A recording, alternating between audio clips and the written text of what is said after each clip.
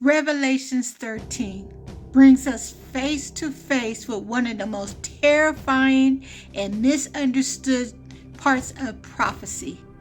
But fear is not your portion, wisdom is. This is the chapter where the beast from the sea rises and the false unity of the world is forged in deception. Yet in the shadows, the remnant watches and refuses to bow. The beast from the sea and the rise of global deception. The beast system, the mark, and the war on the saints. What if the world's unity wasn't righteous, but rebellious? What if peace was purchased by silencing the chosen? The beast is not coming, he's here, and the world already worships him. Roaring waves are crashing. A monstrous groan rises from the depths. Digital static blends with ancient chants. Nations chants in unison. And then silent as a voice whispers, "Who is like the beast?" This chapter exposes the beast system, a world empire driven by Satan, disguised as progress, peace, and power. One beast rises from the sea, representing nations, seen in Daniel 7. Another rises from the earth, a false prophet pushing worship of the first. The world marvels, worships, and submits, and those who don't, hunted, unalived, cut off. But the true elect, they endure, they resist, they overcome. Satan's counterfeit kingdom. The dragon gave the beast his power and his throne in great authority. Revelations 13:2. Satan is not creative, he is counterfeit. He mimics the Father by giving his power to a son, the beast. The beast suffers a fatal wound, but is healed, mimicking Yahushua's resurrection. The second beast calls down fire from heaven, mimicking true prophets like Elijah. This is not just a political empire. It is religious deception fused with economic control, backed by miracles. This is Babylon 2.0. This is the New World Order, dressed in tolerance but drunk on the blood of the saints. Who is like the beast? The whole world was filled with wonder and followed the beast. Revelations 13:3.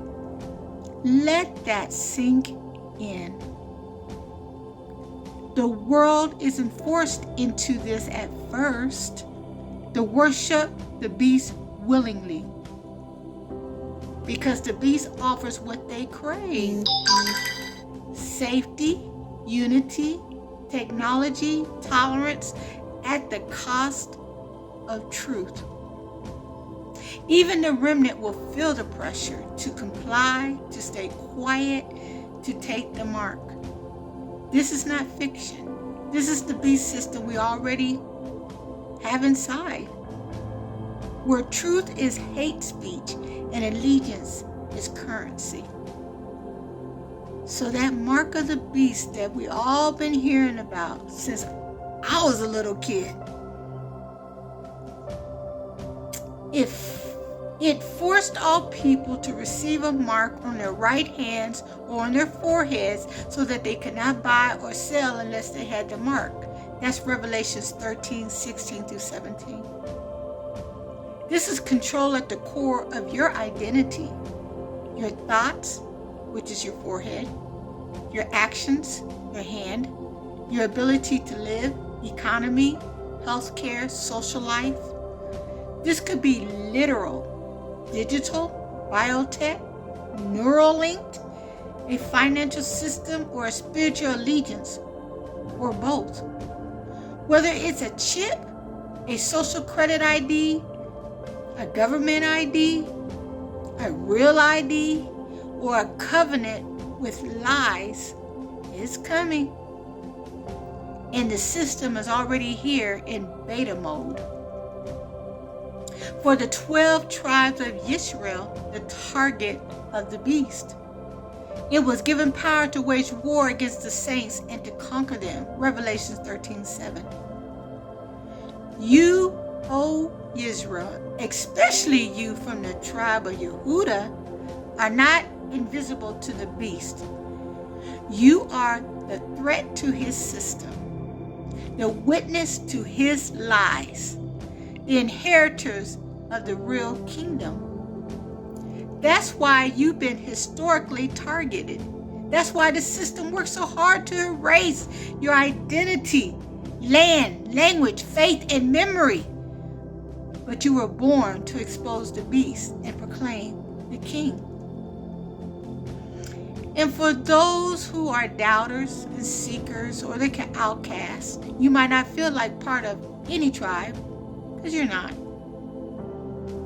You might be atheist, agnostic, or just still searching, where you don't really care. But hear this. If you choose to stand with Yahushua and refuse to worship the beast, you are marked by heaven, not hell. This system will demand your silence. Yahushua demands your testimony. This world wants your soul. Yahushua wants your heart. So this is a call to endure. This calls for patience, endurance, and faithfulness on the part of Yehudah's people. Revelation 13:10.